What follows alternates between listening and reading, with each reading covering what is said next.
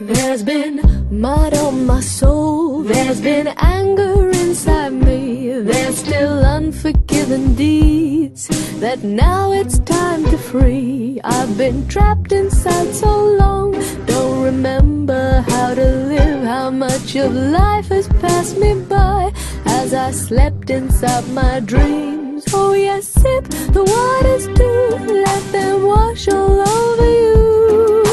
Here you are at last, free yourself from past and walk into the new. Be guided by what's true,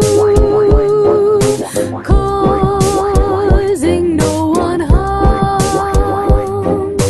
least of all. Om Namah Shivaya Gurave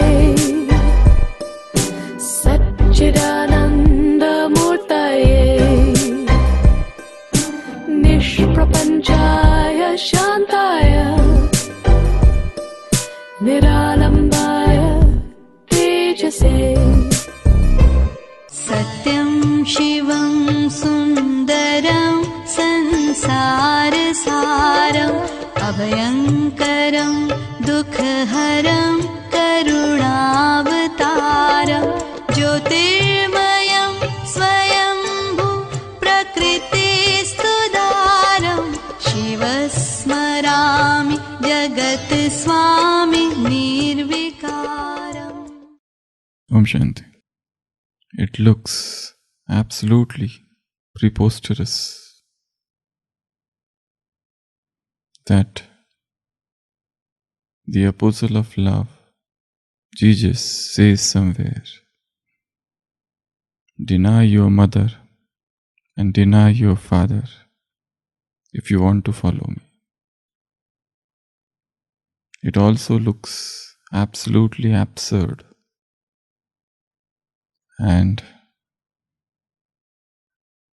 unfathomable when we hear Buddha saying to his disciples, forget your mother and forget your father.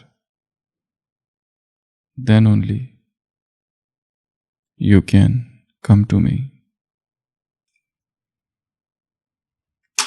What they are hinting at. Buddha is said to be the main apostle of peace, love and compassion. And he is using such language of killing, of hating, of denying your mother, your father. What exactly that mean?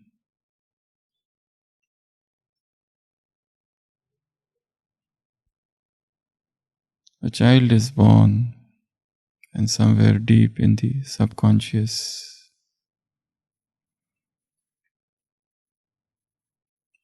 there is a sense of dependence,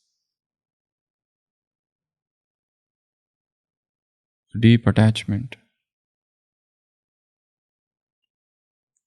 to the parents. And the attachment is at the subconscious level. Deep down, deeply invigorated. And as the child grows up and embarks on the spiritual path, and when he listens to spiritual versions of detachment, of non-attachment, of forgetting everyone and marching towards the highest goal, this attachment becomes the hindrance. It is not about attachment to any human being. It's not about attachment to any object or person or place. It is about attachment. any attachment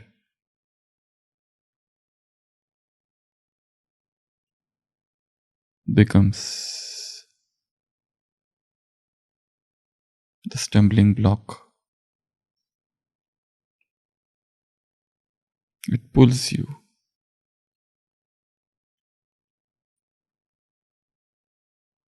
It takes you into the world of imagination.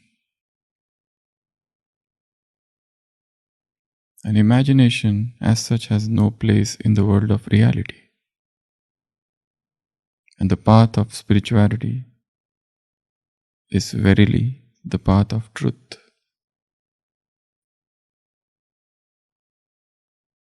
So, when Buddha or Christ say, forget your mother, forget your father, they are not talking about hating. They are not talking about denying. They are talking about getting rid of that deep, deep attachment. Because that attachment brings misery. That attachment creates a world of its own.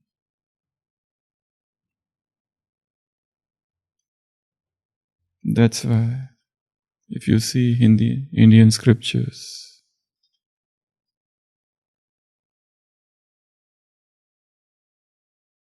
they talk of God as mother and father. You alone are mother, you alone are father.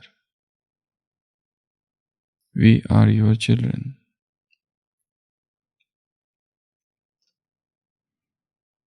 The universal fatherhood and the universal motherhood which has been assigned to God is seen much deeply in the Indian scriptures. The concept of God as father is there in many other scriptures, especially the three religions: Christianity, Judaism, mainly these two. Islam doesn't talk of God as mother or father. He is the master. So fatherhood of God is well known. What about motherhood of God? This idea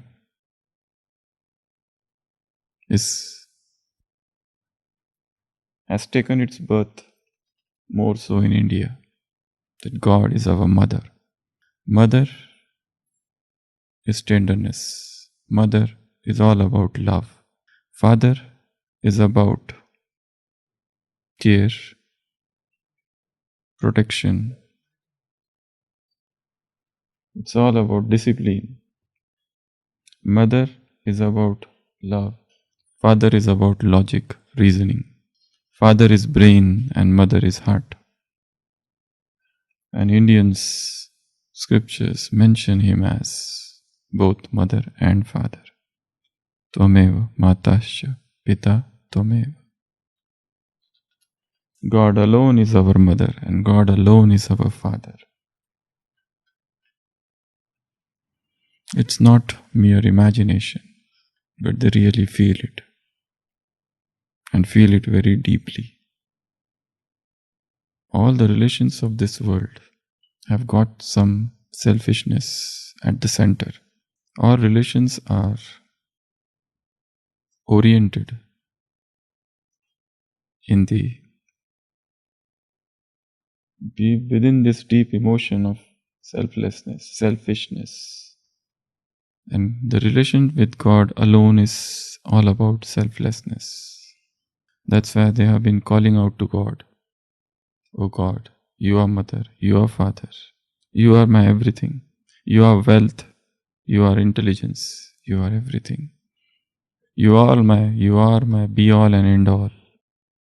So this praise of God as mother and father has been going on since time immemorial.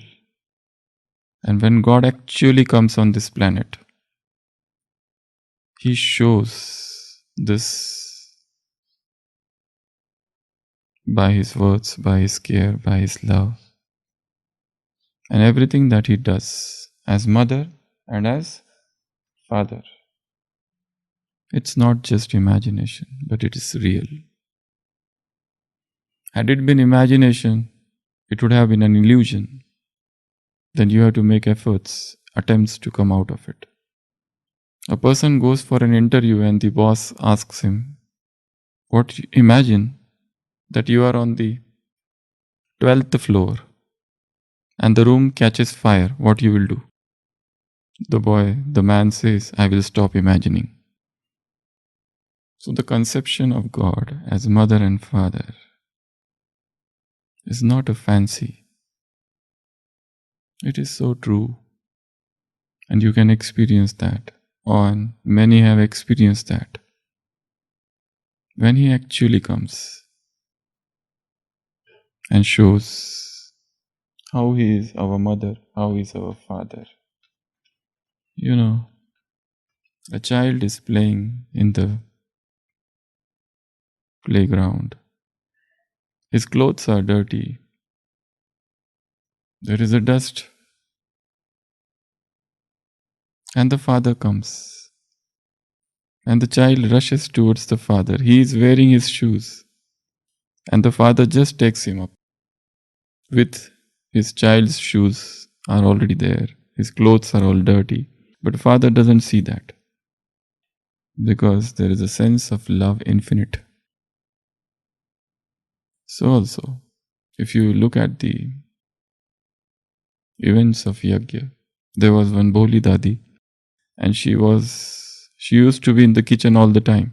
She was the first to enter the kitchen and last to exit. So all the time she was in the kitchen, busy, clothes dirty, most of the time, because that time they used to burn woods and there would be dark flames.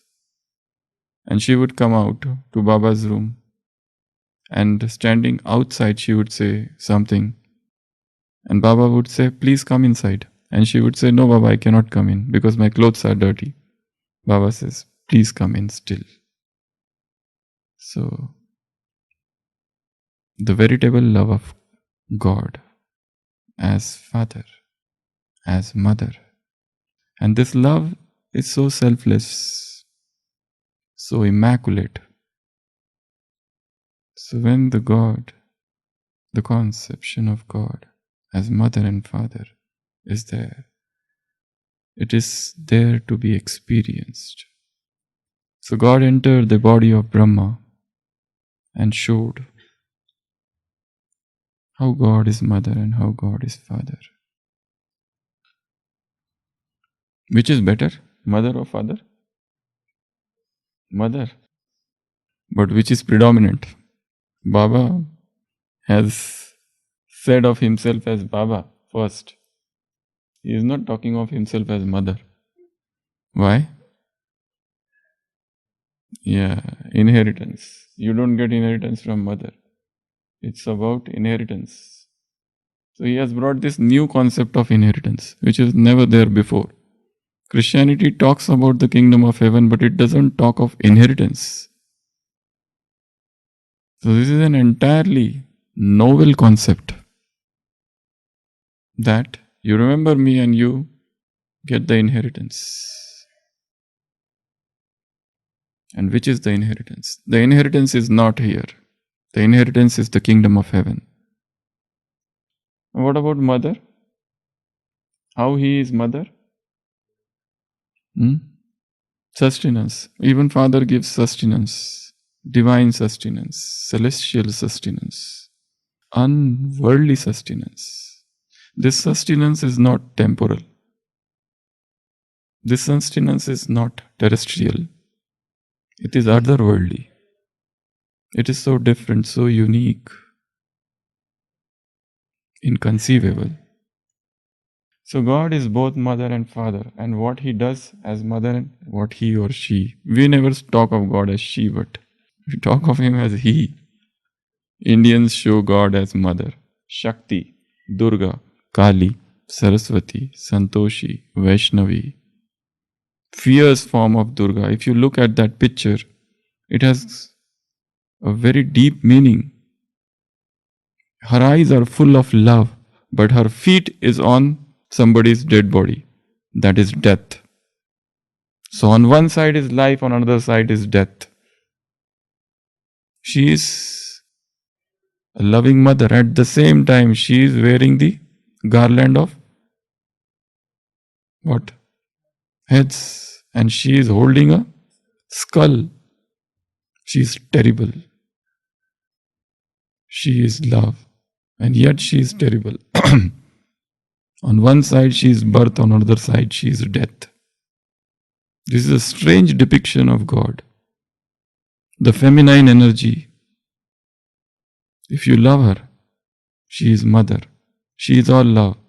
But if you go against her, she will kill you. She is the very embodiment of death.